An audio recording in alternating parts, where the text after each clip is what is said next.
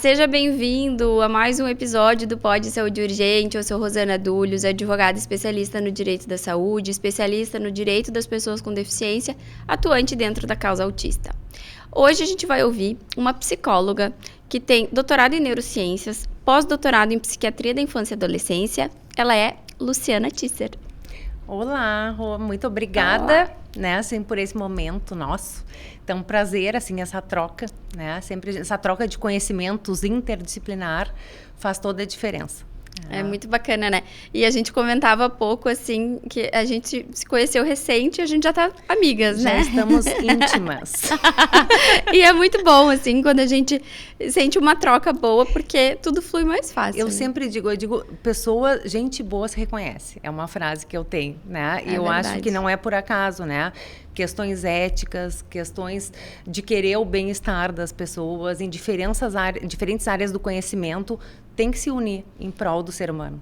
Exatamente. E aí a gente fala tanto da questão do autismo e da necessidade desse tratamento, né, multidisciplinar. Claro que eu não faço parte de uma equipe médica, mas eu tô sempre envolvida, né, com os profissionais, porque acaba que na maioria das vezes o tratamento só acontece ali com o meu trabalho. Então é muito envolvimento, né? Então é muito bom quando a gente consegue ter essa troca e batalhar aí pelo tratamento das crianças.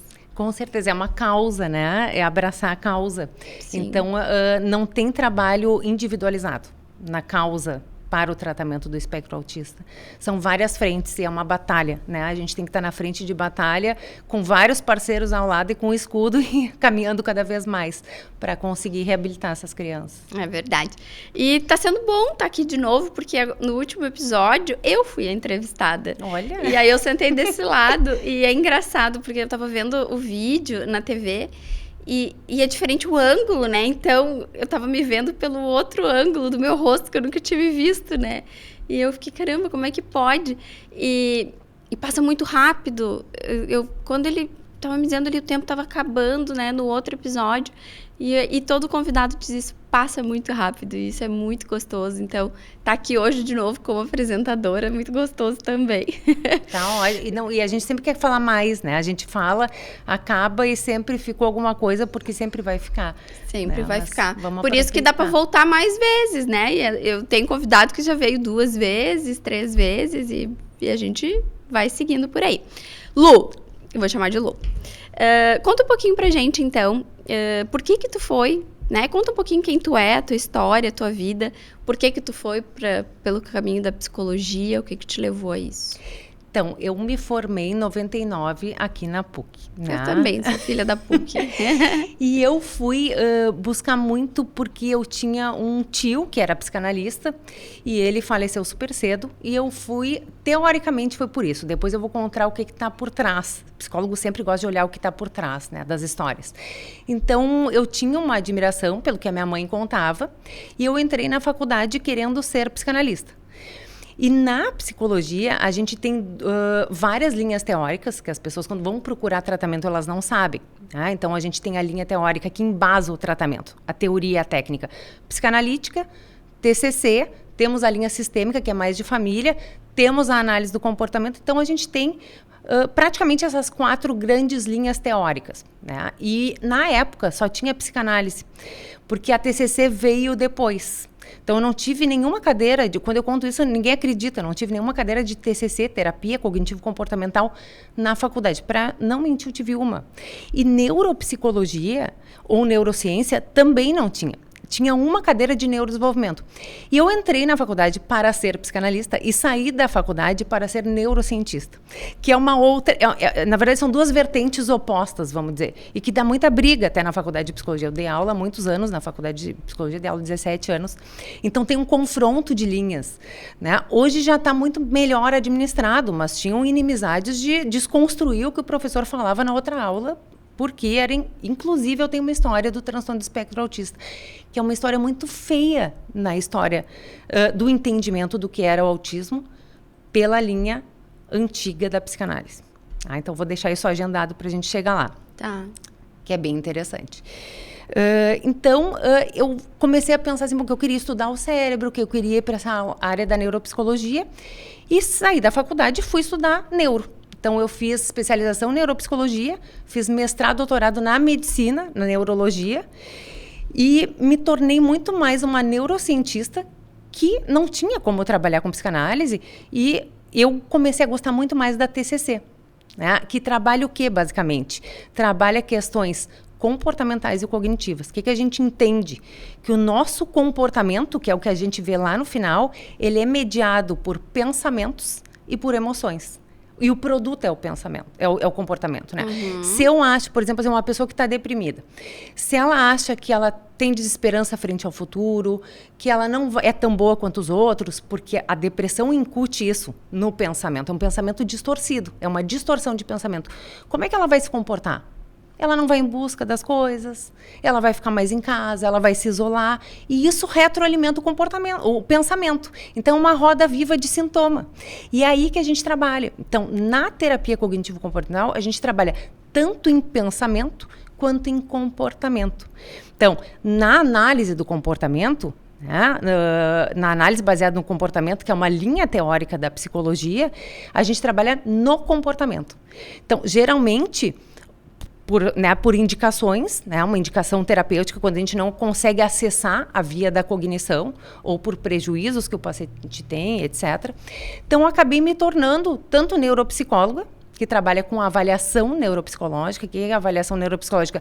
Avaliação das funções, da memória, da atenção, das funções executivas, do pensamento, ou seja, funções cerebrais, e psicoterapeuta utilizando a linha cognitivo-comportamental.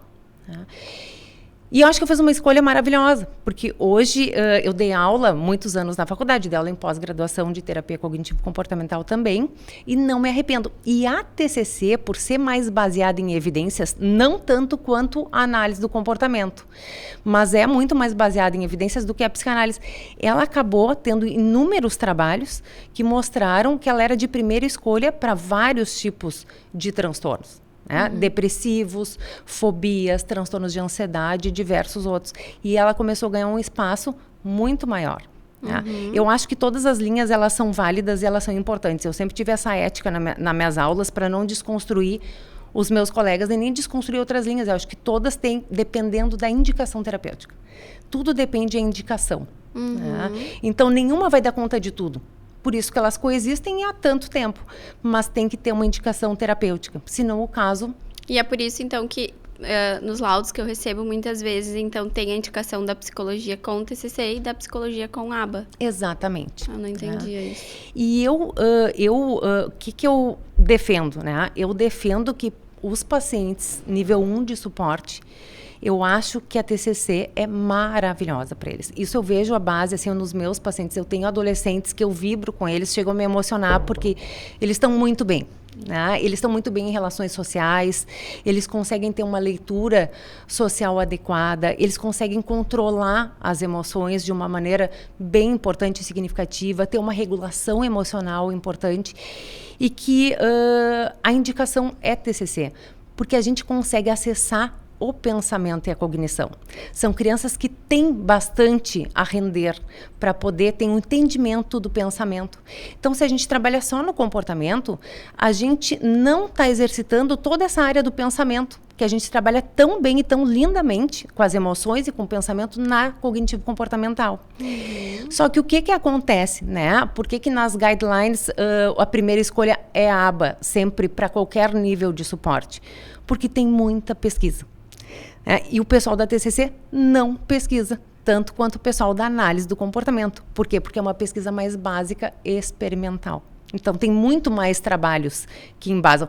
Eu acho que se a TCC, se as pessoas, os pesquisadores da TCC, e me incluo, porque hoje eu não conheço nenhuma pesquisa que esteja avaliando a TCC, pelo menos aqui no Rio Grande do Sul, com transtorno do espectro autista. Eu até penso em fazer, só que eu amo pesquisa, tanto que eu fiz pós-doutorado, mas daí, como a minha clínica está bem cheia, eu não tenho tanto tempo para pesquisa, porque a gente tem que se dedicar. Até pensei em fazer um pós-doutorado, um segundo pós-doutorado, para poder trazer esses dados, né, para poder verificar grupos paralelos e ver mensurar quantos os pacientes rendem de nível de suporte 1 na TCC. Uma coisa é o meu olhar do meu meio. Né? Eu posso dizer, os meus pacientes estão muito bem, mas eu não quantifiquei isso. E eu não estandarizei isso a ponto de ter uma população significativa para dizer, a TCC é maravilhosa.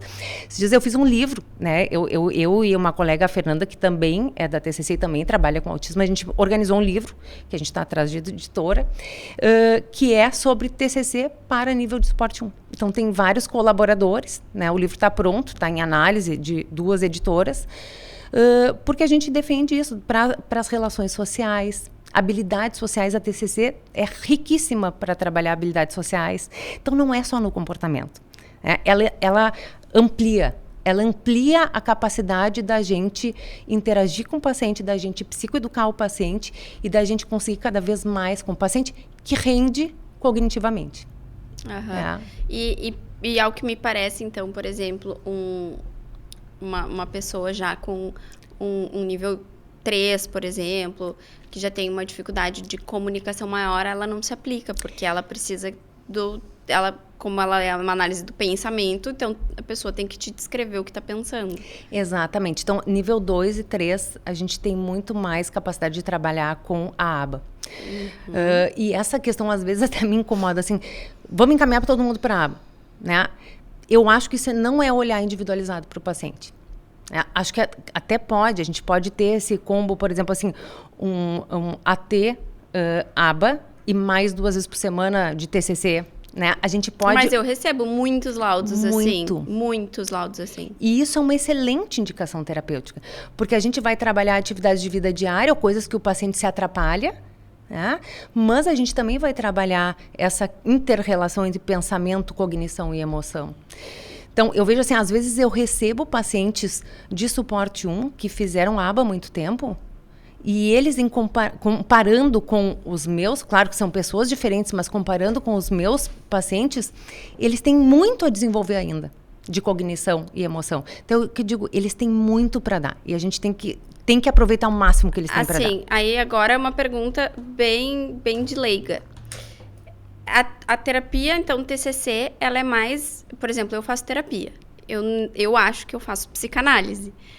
Seria o mais perto disso, que é aquela terapia mais de conversa, de contar suas angústias. É isso ou não? Não, a gente também tem várias técnicas. A gente brinca que tem tema de casa, tem pessoas que não se adaptam com isso, mas a gente tem tarefas, né? A gente pode fazer o que eu digo, a gente pode fazer uma TCC mais quadradinha, que eu digo, cheia de técnica. Tem gente que trabalha assim, qual é o tema da sessão, qual é o humor do paciente, uma coisa mais diretiva, e pode ser algo mais amplo. Com criança, geralmente é mais amplo e é no brincar, mas são atividades mais direcionadas, né? Vamos supor uma criança que tem desregulação emocional. O que eu vou querer entender? Né? Claro, depende da impulsividade, porque daí se a gente perguntar para uma criança, o que tu pensou na hora que tu bateu no teu coleguinha? Nada, só dei um soco. Tá? Mas com a psicoeducação e essa criança entendendo que ela teve um pensamento automático, pode ter passado por milésimos de segundos, mas ela teve. Então, aos poucos, a gente vai combinando assim, a gente vai interagindo no comportamento, no pensamento. Então, vamos fazer o seguinte, na hora que tu tiver frente a um colega, que a tua onda da raiva, a gente psicoeduca que a onda é que nem a onda do mar, né? O que a onda do mar acontece? Ela vai lá em cima, ela quebra. A onda da raiva também. Uma hora ela vai desacelerar, mas ela chega num pico. Então, eu tenho que perceber e ajudar o meu paciente a perceber quando está escalando. Isso eu estou trabalhando na cognição, né? Que ele vai sim. E eles me dizem coisa mais fofa, às vezes, Lu, a minha onda estava subindo. Eu fui pro banheiro e lavei o rosto. E é isso que a gente quer. Por quê? Porque quanto mais eles tiverem autonomia para se autorregular do ponto de vista emocional, é isso que a gente quer do paciente, principalmente do paciente do espectro autista. Só que, claro, tem pacientes que são muito impulsivos. Então, eles não têm esse tempo, né? Mas ele vai adquirindo. Então, eu tenho pacientes que sim, então, por exemplo, num ano se envolviam em 8 brigas, né? Vamos supor, assim, confrontos físicos. Hoje tem um. Daqui a pouco, o ano que vem, não tem nenhum. Então, eles vão aprendendo a regulação. E eu tenho, assim, pacientes fofíssimos. Inclusive, agora, eu estou escrevendo um livro com um paciente meu, TEA nível 1, que chegou à adolescência. E a gente vai escrever um livro explicando o que é o autismo. E eu me emocionei com os primeiros, ele fez 4 capítulos, né? Assim, ele me mandou por e-mail, e ele explicando, tá maravilhoso, tá lindo o livro. Eu me emocionei por ser a psicoterapeuta dele e acompanhar todo este caminho dele. A ponto dele conseguir falar para os outros o que é o autismo e o que acontece com ele, que ele precisa se autorregular. Tá lindo, é uma coisa maravilhosa. E isso se deve a TCC. E aí tu vai, tipo, diagnosticar ali o que ele tá falando do ponto de vista terapêutico. Exatamente. Que lindo. E esse livro vai ser publicado. Sim, A mãe dele nessa autorizou, né? E vai ser lindo, porque assim, ó, ele dizendo assim, quando você estiver na frente de um autista, você tem que fazer isso, isso e isso. Porque acontece isso, isso e isso com a gente. Gente, isso é uma psicoeducação brutal. E eu acho que isso é tão importante, porque todo mundo quer dar pitaco, né? Do que fazer, como fazer, o que pode falar. Tá, mas e eles? O que eles realmente querem? Como que eles querem ser chamados? Como que eles querem ser tratados na sociedade? Eu acho que a gente tá chegando nesse momento, né? Porque a gente teve esse boom de diagnósticos, né? Então, a gente fala muito de crianças que agora estão ficando adolescentes. E agora, cada vez mais, as crianças de 5, 6 anos atrás já estão chegando ali, né, na idade da adolescência. E agora a gente vai ter que começar a olhar para esses adolescentes, né? Exatamente. Então, assim, ó, tem um caso que é fofíssimo, assim. Eu me vibro com os casos porque eu adoro. E eu acho que tem que ter paixão por atender. Eu ia falar isso, assim. Tu sabe que é rotina. Todos os profissionais que eu trago aqui, e eu me incluo, né? Porque o quanto eu vibro, na hora que sai uma liminar, ou então quando um cliente consegue um LOAS, que eu sei que aquilo vai mudar demais a vida daquela família. A gente bate na mesa, no escritório, saiu mais uma liminar, e aquilo é uma festa, a gente tem que comprar um sino. Porque a gente tem que bater um sino cada vez que a gente conseguir, né, uma liminar. Porque é isso, é vibrar, e isso é unânime, assim, todos os profissionais que vêm aqui dizem a mesma coisa. Eu sou apaixonado pelo que eu faço. Porque eu acho que quem não é apaixonado não consegue, porque não é fácil. Exatamente. Né? Então, assim, tem um caso de um adolescente, olha que amor. Ele chegou na adolescência, ele me dizia, Lu, eu não sei qual é o momento que tá falando mais o adolescente, o fulaninho adolescente ou o fulaninho autista. Então, tinham momentos, por quê? Porque o paciente do espectro autista, ele vai passar por toda a crise da adolescência. Com uma criança que não tem autismo. Mas a problemática é toda. Então, são 2 situações que coexistem. E a gente tem que enxergar aquele paciente como adolescente, não como autista. E ele dizia isso, e daí a gente fez, bom, então vamos tentar identificar, né, assim, essas questões do grupo, essas questões de pares de iguais. E ele super psicoeducado. Esse pacientezinho que tá fazendo o livro comigo, eu falei pra mãe dele, mas ele é super psicoeducado. Ela falou assim, claro, por ti. Mas assim, ó, o paciente tem que saber o que acontece com ele. Ele tem que saber o que é o espectro autista. Ele tem que entender o que é dificuldade de integração sensorial. E a gente psicoeduca. Isso na TCC a gente faz. Então, não é só no comportamento. É muito mais amplo. Por isso que eu digo, o nível 1, se ele rende em TCC, terapeuticamente, para mim é a primeira escolha. Não quer dizer que ele não possa fazer intervenções ABA, mas a terapia mesmo, a TCC seria a primeira escolha. E tem que ser no mínimo 2 vezes por semana, né? Assim, porque uma é muito pouco, assim, para sistemática. Sim. Fala um pouquinho da adolescência, então, do autismo, porque isso eu acho que é pouco falado. A gente sabe, por natureza, que a adolescência, por si só, é um momento delicado, né? O indivíduo começa a querer... até então, ele é muito conduzido pelos pais, ele vai chegando numa fase em que ele quer começar a se governar, é hormônio a mil. E aí, como é isso dentro do autismo? O que tu nos conta? Às vezes, assim, existe uma desregulação emocional. O próprio adolescente, ele passa por situações de desregulação emocional, que a gente acha, assim, que é só da conta dos hormônios, mas não é. O cérebro passa por uma desregulação. Então, a gente tem menos dopamina. O cérebro do adolescente tem menos dopamina. né? Então, ele tem mais tendência ao tédio, ele tem mais tendência ao vício, né? Ele tem uma situação de experimentações, mas a sexualidade desenvolvendo, né? Então, a gente tem que, primeiro, psicoeducar bem o paciente do espectro autista sobre o que é sexualidade, sobre essas questões até de exposição ou proteger eles de possíveis abusos, né? Porque tem uma ingenuidade na leitura social, então a gente tem que ter esse cuidado. Tem uma questão de dificuldade com os pares de iguais, então eles realmente têm um gap ali em termos de interesses, porque eles geralmente parecem muito mais imaturos, vamos supor, do que o resto do grupo, em algumas situações. Imaturos do ponto de vista deste crescimento da sexualidade ou crescimento pelos interesses. Os interesses ficam com um gap. Então, às vezes, eles ficam com questões mais infantilizadas, né, e que a gente também tem que promover. E, claro que vai depender muito, porque depende de qual ponto do espectro a gente está falando. Né, porque pode ter um adolescente com autismo e altas habilidades, então ele vai ter outros interesses em função das altas habilidades, mas pela adolescência por si só, a gente tem esse gap, principalmente na sexualidade e no interesse pelos pares de iguais. Então eles acabam, porque o que o adolescente faz? Ele se volta para o grupo para desenvolver a identidade. O que a gente muitas vezes vê?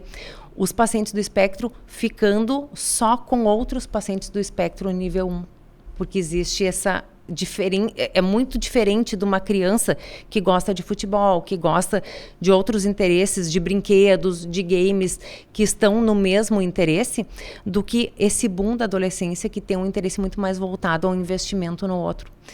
Então, essa é a maior dificuldade, né? A leitura, principalmente em questão de interesses envolvendo sexualidade. Isso é uma questão. E outra questão que a gente pode também verificar é desregulação emocional. Então, é um paciente que estava super regulado emocionalmente, não estava tendo mais tanto, né, assim, tantas crises ou tantas rompantes de raiva, ou etc.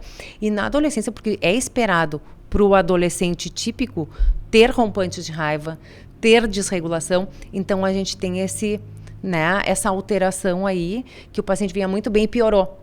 Né? Não é que ele piorou, é que veio uma adolescência junto. Então, de poder separar assim, o que é a crise da adolescência e o que é a piora do paciente do espectro. E é por isso que se fala tanto em quantidade de índice de depressão, suicídio na adolescência dentro do autismo? Sim, né? Porque daí eles se veem muito diferente dos outros e vão se isolando. Então, eles vão ficando... Isso a gente tem que cuidar, né? Assim, porque os elos de ligação... Porque, vamos supor, aquela coisa que a gente diz, né? O adolescente, ele se veste igual, ele tem os mesmos interesses. Tu olha um grupinho de adolescente, é tudo meio parecido, né? Cabelo, roupa, o tipo, o que gosta. E ele fica de fora, cada vez mais de fora. Então, isso é o que a gente tem que cuidar, né? E cada vez mais, eu acho que a gente tem que estimular os próprios pacientes do espectro a interagir entre si. Né? Principalmente assim, o nível de suporte 1, tem grupos hoje em dia que trabalham relações sociais, mas a gente vê um isolamento muito grande, né? Uma dificuldade de ter amigos, de ficar com vínculos importantes. Tem muitas turmas que incluem, né? Mas é um incluir que não é o igual àquele grupo. Né? E o paciente se sente não igual. Então ele começa a perceber assim, mas eu sou muito diferente. E começa, porque ele vai desenvolver a identidade dele também. E qual vai ser a identidade dele com esse grupo que tem um reflexo muito diferente dele? Então é difícil, né? Porque como é que a gente desenvolve a identidade? Com reflexo com os nossos pares de iguais. Então, o adolescente típico, ele vai se distanciar dos pais para se voltar para o grupo de iguais para desenvolver a identidade. E o paciente do espectro, quando ele chega no grupo de iguais, ele é diferente. Então, como é que ele vai desenvolver essa identidade? E é nisso que a gente tem que trabalhar, para ele buscar a própria identidade. E tu acha que o autista nível 1, nesse momento, ele sofre mais do que o autista 2 e 3? É que ele tem mais consciência do que acontece. Então, assim, a consciência de dizer assim, eu não queria ser autista. Eu não queria ser assim. Eu não queria ter essa dificuldade. Ele tem essa capacidade, né? Assim, ele consegue relatar. E isso gera um sofrimento. né? O se ver realmente e o entender que é diferente. Mas eu sou diferente em quê? Eu tenho muitas habilidades maravilhosas e é isso que o suporte terapêutico dá, né? Dentro da tua identidade, vamos buscar as tuas potencialidades. Né? Às vezes tem crianças que são brilhantes e que têm 1000 potencialidades. Então não precisa ser igual ao grupo dos pares. Mas aonde que ela vai se enquadrar? Então existe uma crise de identidade, principalmente com esse espelho que não é igual ou não é parecido. Sim. E existe uma série de dificuldades que a gente vê desse nível 1, né? Eu acho que eu vejo muito assim, né? Às vezes aquelas frases assim, nem parece autista, mas agora todo mundo é autista, e vem muito justamente dessa dificuldade dos níveis mais leves. Sim. Né? O que tu tem a nos contar, assim, diante da tua experiência, do que tu trabalha ali todo dia, do que tu enxerga, sobre essas dificuldades enfrentadas, tanto do diagnóstico, quanto dessa pessoa se estabelecer, assim, na sociedade. Uhum. Eu sofro muito com isso, né? Eu sofro como terapeuta e como avaliadora, vamos pensar, né? Como quem faz diagnósticos. Porque eu fiz um vídeo há pouco tempo sobre as tonalidades de azul. Vamos pensar assim no espectro, né? Como se o espectro fosse tonalidades de azul. Né? Então, a gente tem o azul mais fraquinho e tem o azul mais forte.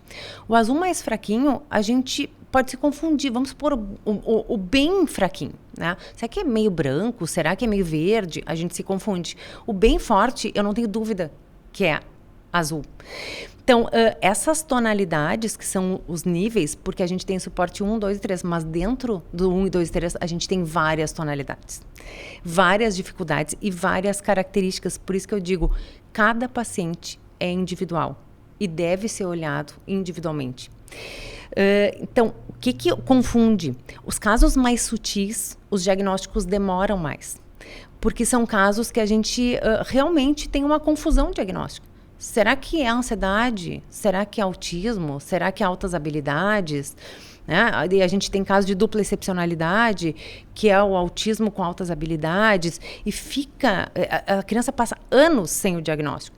E a gente perdeu muito janela de neuroplasticidade. O que é a janela de neuroplasticidade? Até os 2 anos, eu tenho um cérebro a 1000 para aprender. Né? Então, a gente tem uma poda neuronal, que a gente chama de apoptose, aos 2 anos. Mais ou menos. Até os 2 anos, a criança tem que fazer o quê? Aprender a falar, caminhar. Então, são atividades complexas que o cérebro tem que desenvolver. E o que o cérebro entende? Use-me ou deixe-me. Se a gente não aproveitou essa janela, as conexões sinápticas vão, né, se fechando. Não quer dizer que se fecharam para sempre, até porque na infância e adolescência a gente tem um cérebro com muita neuroplasticidade. Mas quanto mais tempo, menos. Vou te dar um exemplo. Aos 16 anos a gente tem um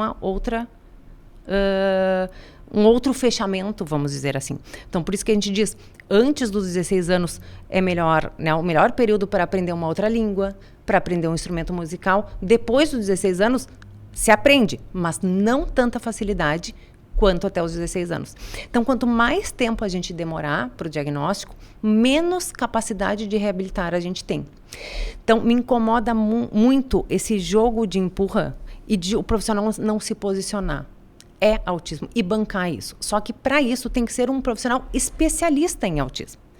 Então, outra coisa que me incomoda muito, eu dou aula de avaliação neuropsicológica em pós-graduação. Tá? Já dei vários lugares do Brasil por aí.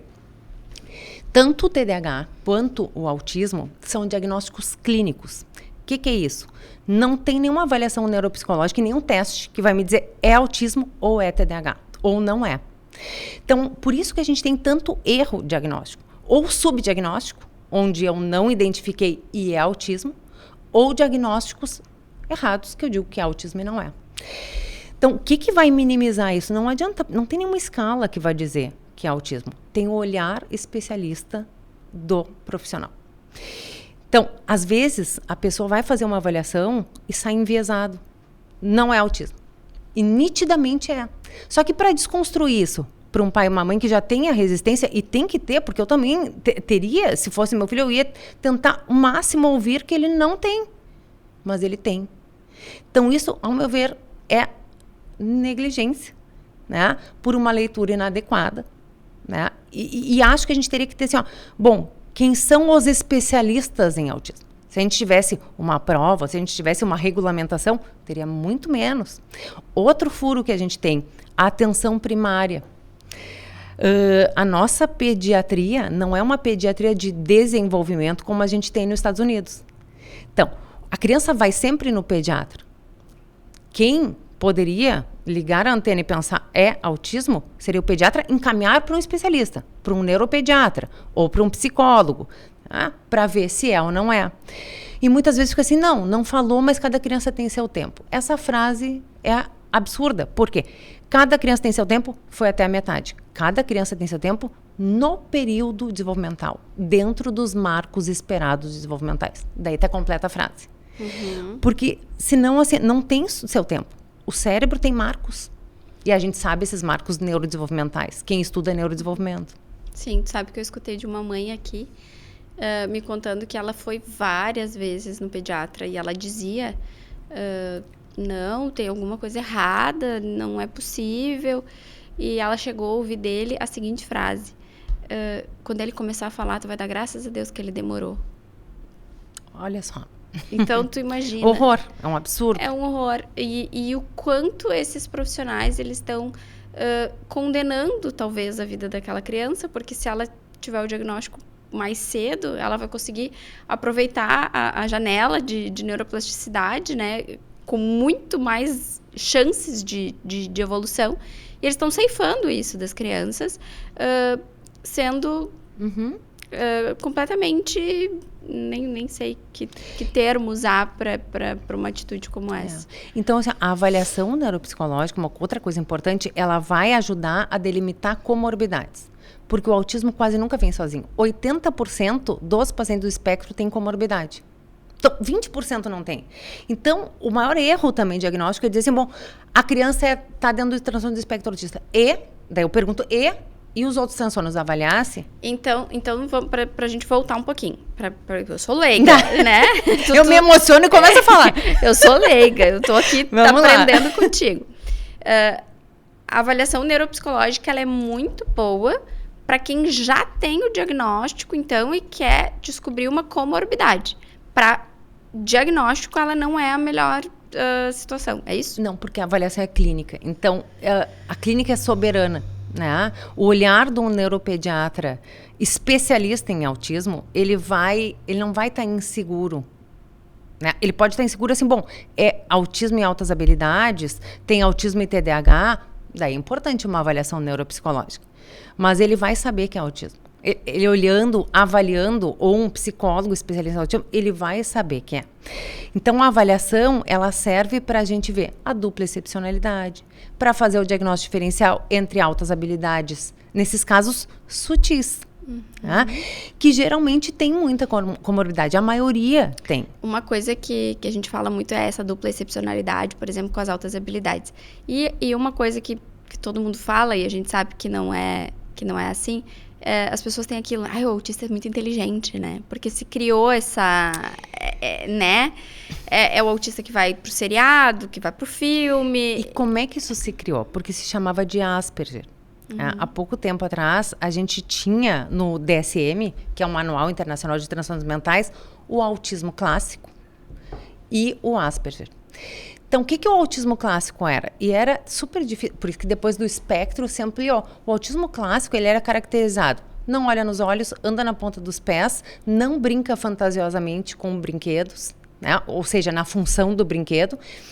E o Asperger era o autismo com altas habilidades. Caiu por terra o Asperger.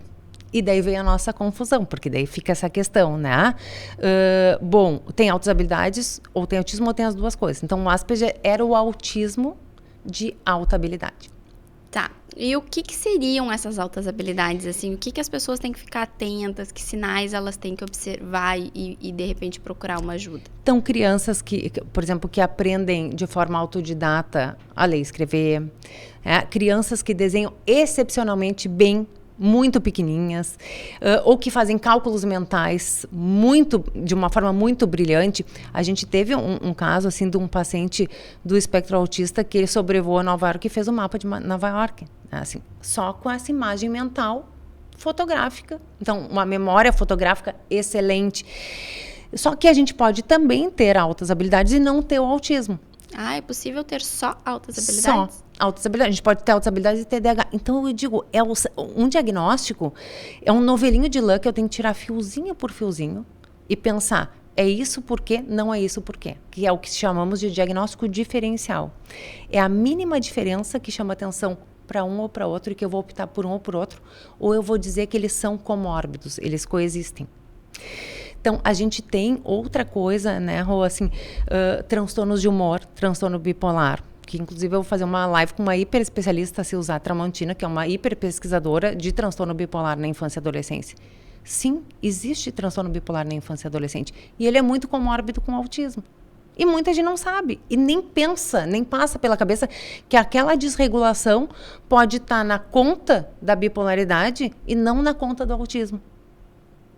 Então, na dúvida, encaminha para um hiperespecialista em bipolaridade. Mas tem que ter essa dúvida. O não ter essa dúvida é ir até o meio do caminho. Que é o que eu digo para os meus alunos. Achei que é autismo. Estou satisfeito. É autismo, achei um diagnóstico. Tá, mas e é transtorno de humor? É TDAH? Não sei não. Tu vê isso, não pensei. Então, essas questões que me doem. Por quê? Porque se eu tenho um diagnóstico pela metade, eu tenho um prognóstico pela metade. Eu não tratei tudo. Nem do ponto de vista neuroquímico, o médico com medicação, nem do ponto de vista psicoterápico. Então, a gente tem que ter essa abrangência, esse olhar de vários. Se tem 80%, a minoria só vai ter só autismo. Então, acaba que a gente vê assim que essa avaliação neuropsicológica ela tem um papel muito importante justamente e ela avalia, por exemplo, a bipolaridade, tudo isso é possível se verificar pela avaliação neuropsicológica? Mais ou menos, né? A bipolaridade é muito mais a questão clínica também. Tá? Então, mas o TDAH é que assim, o feeling clínico ele é soberano, que é o raciocínio clínico.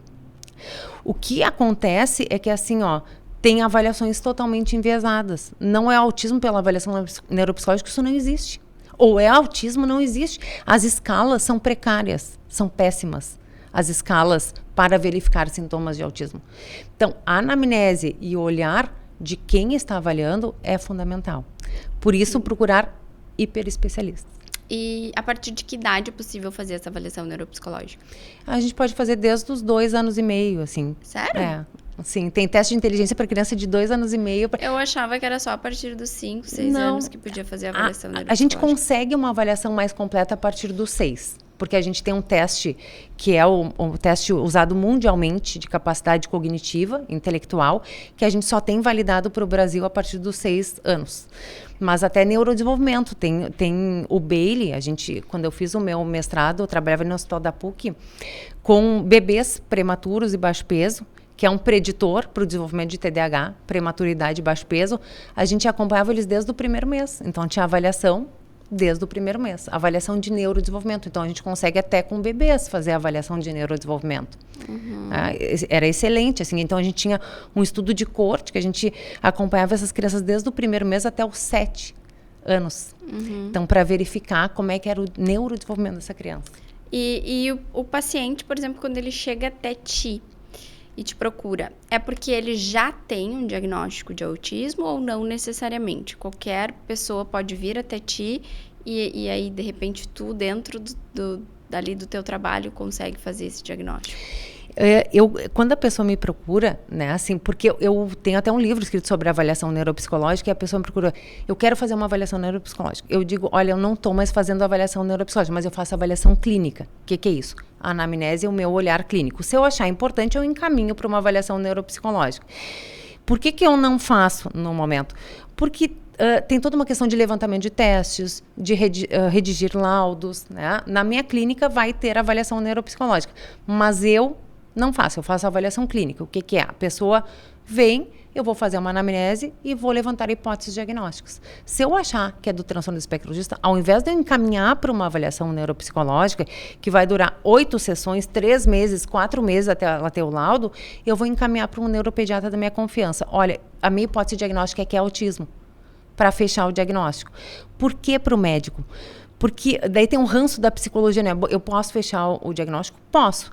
Mas se eu encaminho para o médico e o médico faz vários exames e tem uma síndrome e não é autismo, eu fui até a metade. É como se eu fosse assim, eu fui no cardiologista, ele me avaliou clinicamente, mas ele não pediu eletro, ele não pediu nada, e isso não sei o que tem que pedir.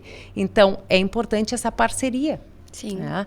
E se eu acho que pode ter comorbidades, eu vou encaminhar para avaliação neuropsicológica, mas eu faço o diagnóstico clínico da hipótese diagnóstica de autismo e encaminho, então, para o neuropediatra fechar, né? E se acho que tem comorbidade, já encaminho para avaliação também para se fazer. Mas também tem pessoas que vêm com um diagnóstico e quando eu olho e converso com as famílias, tá nítido que é transtorno do espectro autista.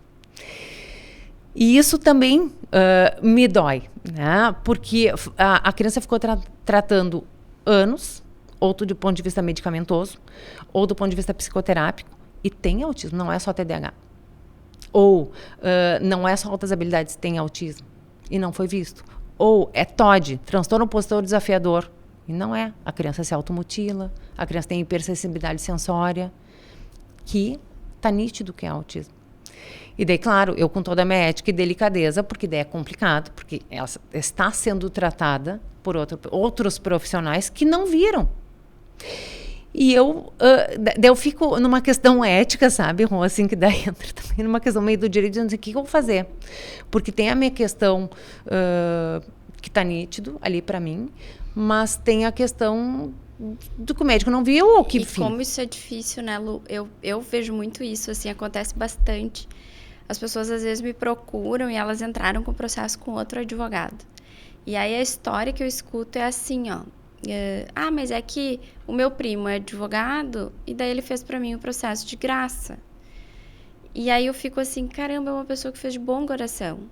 Sim. É uma pessoa do bem que quis ajudar, né? Eu tive uma vez que disse assim, eu tinha uma advogada que tinha feito minha separação e daí ela soube, né, da história do autismo do meu filho, e ela sabia que era uma situação difícil e ela fez o processo pra mim de graça. E aí eu tô olhando ali, só que não tá acontecendo nada, tá tudo, né? E como fala, né, que, olha, né? É muito difícil. É muito difícil, assim. Só que a bandeira que eu acho que a gente tem que levantar, que é o que a gente tem que pregar sempre, é procura especialista, sempre.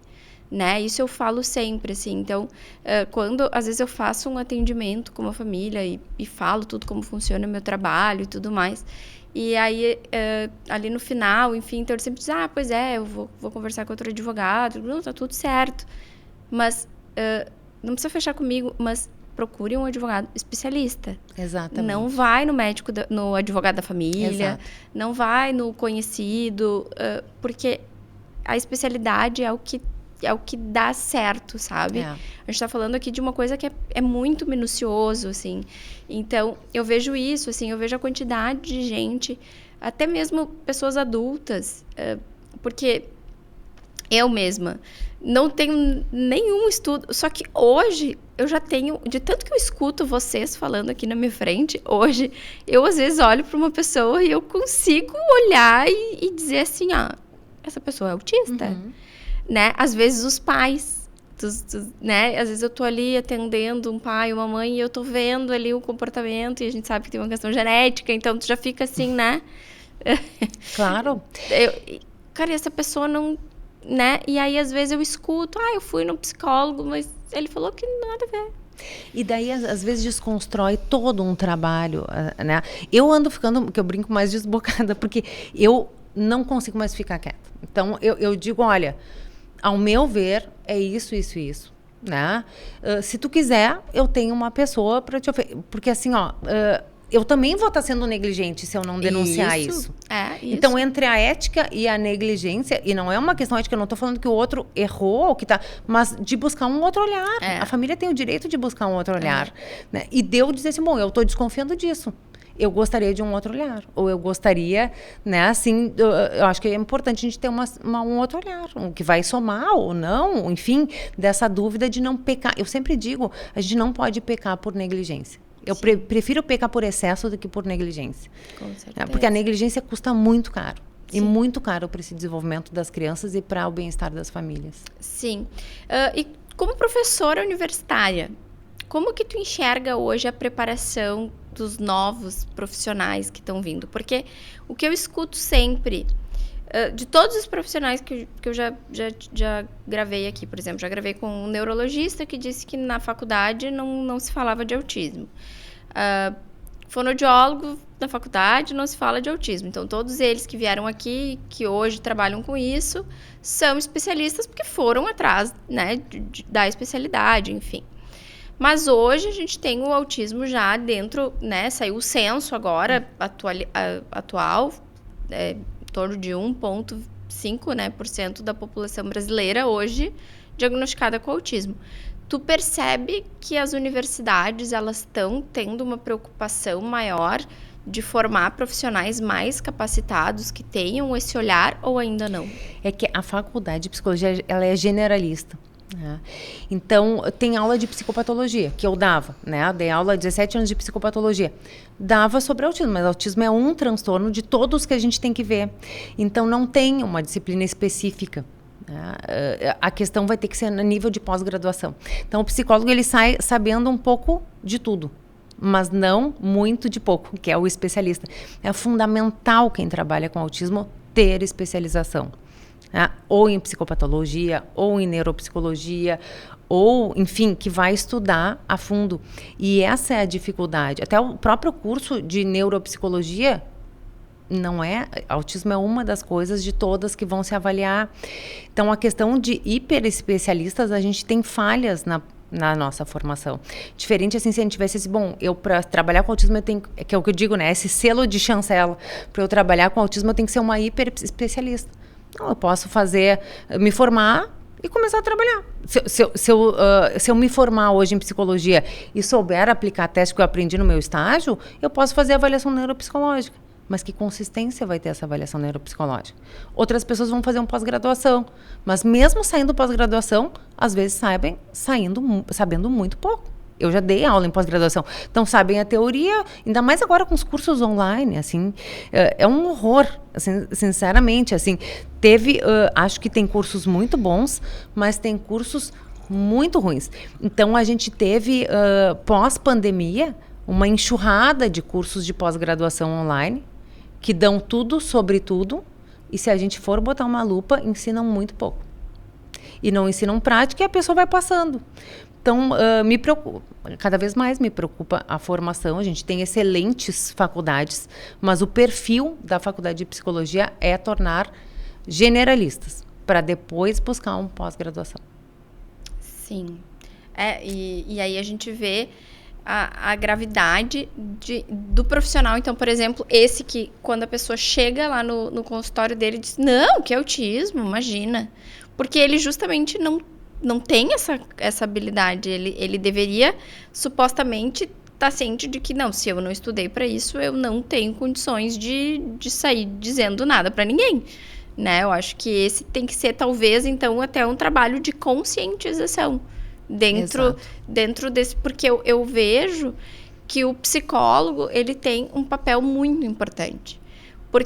E eu vejo isso mais até, talvez, no adulto. Porque eu acho que a criança, quando o pai tem uma desconfiança, ele tem alguma coisa, ele vai procurar um médico.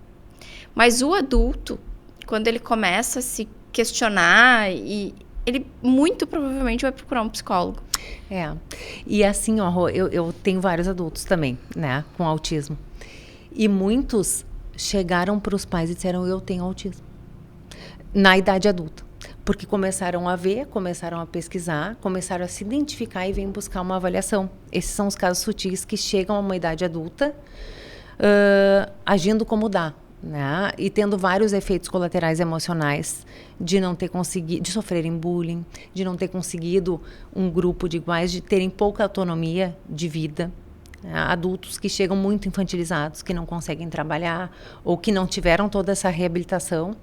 E hoje a gente está tendo muitos. Acho que eu tenho uns 6 pacientes adultos hoje que chegaram, alguns sem diagnóstico e tiveram diagnóstico. Então, uns diagnósticos meio enviesados, que é fobia social, ansiedade, transtorno de ansiedade social. Por quê? Porque tem dificuldade na reciprocidade social, na comunicação social e na interpretação social. E isso totalmente ligado ao autismo. E passou desapercebido porque eram pessoas que podem se enquadrar facilmente, mas é errôneo. Então, o quanto de prejuízo e o quanto difícil para os pais também desconstruírem essa ideia na idade adulta de que o filho tem transtorno do espectro autista. Então, até a resistência, às vezes, dos pais de enxergarem isso, e a criança, o adulto, ou o adulto jovem, ou o adolescente final, bate o pé, eu tenho autismo, me olha que eu tenho autismo, e fica uma resistência. Então, muitos casos, e hoje a gente tem esse olhar especializado que a gente não tinha. Não é culpa nem dos pais, nem dos profissionais, porque o espectro se ampliou. E realmente eles não se enquadravam nem no autismo clássico, nem no Asperger. Mas eles estão nessas tonalidades de azul. Sim. E é importante, né, a gente falar sobre ele. A gente citava um termo antes, que era o autismo leve, né? E aí eu te comentei que eu tinha feito em algum momento, né, uma frase assim, leve para quem? Né? Porque são pessoas que elas vivem com dificuldades ao longo de toda a vida, né? Então, elas têm uma questão. Então, aquela pessoa que tem problemas com a família, tem problemas... E ela, na maioria das vezes, assim, pelo menos os relatos que eu recebo aqui, eu já entrevistei algumas pessoas que foram diagnosticadas adultas, elas comentam que receber o diagnóstico é até uma libertação. Exato. Porque é conseguir entender o porquê. O porquê, então, que eu era diferente, o porquê que eu era estranha, o porquê que... Tudo parece que faz um sentido, assim, né? E a gente tende a gente, não eu, Rosana, mas a sociedade, no geral, tem a descredibilizar esse autismo leve, porque são pessoas funcionais. E parece que se a pessoa trabalhou, se a pessoa casou, ela não tem dificuldades, né? Exatamente. E a dificuldade é brutal de reciprocidade social. Esses dias, aqui, eu avalio também aqui no INSER, no Instituto do Cérebro, que daí eu faço a avaliação neuropsicológica no INSER. E esses dias atendemos um adulto de 49 anos, diagnóstico de transtorno de espectro autista. E quando a gente foi da devolução, estava ele e a esposa. E ele disse... Graças a Deus, porque agora ela vai me entender. Os momentos que eu preciso me autorregular, que eu preciso ficar sozinho, que eu fico irritado quando falam comigo. Então, várias questões conjugais difíceis que chegaram. Que bom, meus amigos vão começar a me entender, minha família vai me entender. Isso deu um alívio incrível, porque... E a esposa com aquele feeling, eu digo, feeling de mãe e feeling de esposa é soberano. Eu brinco, porque assim, a gente tem que acreditar no feeling de mãe. Olha, eu tô sentindo que alguma coisa não vai bem. Eu tô sentindo que tem algo. Né? Então, da gente poder ter esse olhar atento. E cada vez mais a gente vai ter diagnóstico, porque né, justamente essa ampliação. E essa questão do nível 1 tem muita dificuldade de reciprocidade social, de leitura, de inflexibilidade cognitiva, inflexibilidade de pensamento, de regulação emocional. Então, são inúmeros prejuízos que a pessoa tem. Tem muito prejuízo, sim. Então, dizer que é leve para quem que nem a gente brincou. Não é leve. Para a pessoa, é muito pesado. É um fardo que a gente vai fazer várias ações como terapeutas para minimizar. Sim. Lu, como eu falei antes, passa voando. Voando, tô louca para falar mais. O nosso tempo tá indo pro finalzinho. Eu gosto sempre de fazer uma pergunta final que rende, hein? Se tu tivesse agora diante de uma família que acabou de receber o diagnóstico, o que tu diz para ela? Eu diria que a gente vai fazer tudo possível para transformar aquela criança ou aquele adolescente em mais funcional, que a gente vai vencer essa batalha juntos e que eles podem contar comigo para tudo. Eu vibro com as famílias, eu vibro com os pacientes e a gente sempre tem que acreditar.